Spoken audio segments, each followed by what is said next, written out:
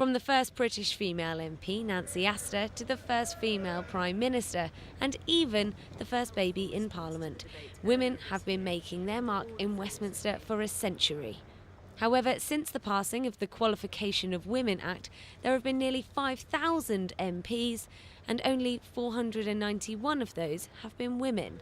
Today in Westminster, members of Parliament invited women considering a career in politics into Parliament. Well, I mean, it is pretty extraordinary when you first come here. It does feel quite male. I mean, it's only 30% women, and that's why it's so important to campaign for a 50-50 Parliament. But I think the more that women come in and see for themselves before they become MPs, that actually this is a proper working environment with lots of opportunities here. I've seen a lot of things this year with regards to the suffragettes, etc. And Parliament is always a possibility for everybody, and I've been really thinking about it. I am a lawyer, and of course years and years ago that was a male-dominated world as well, very different today, and I'm quite sure the same thing should happen with Parliament.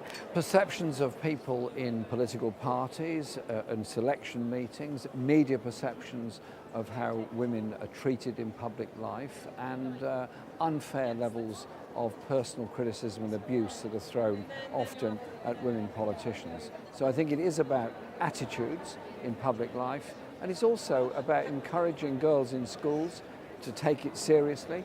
What we need to do is say democracy means that our Parliament must be truly representative of the whole of our country.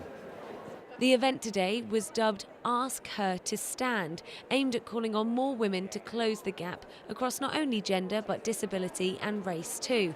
But Layla Moran proves sometimes even the sternest of decision makers need a bit of encouragement to take the leap.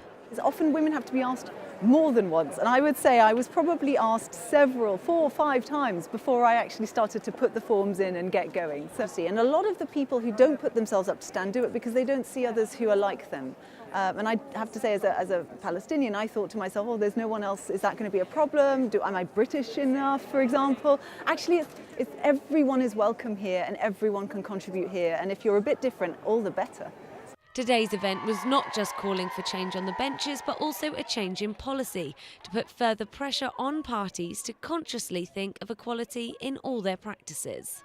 There is a legislation within the Equalities Act, the Section 106, which, if implemented, would force the parties to provide the data on who are putting themselves forward as candidates. Just like with the gender pay gap reporting, we saw how just putting the spotlight on the issue, demanding of companies that they provide information, that started to change things. We feel exactly the same can happen with Section 106 of the Equality Act. There are a record number of MPs sitting in the Commons at the moment, but if this campaign is to reach its ambition of a 50-50 split in the next 10 years, more than 100 women will have to be elected to balance the benches.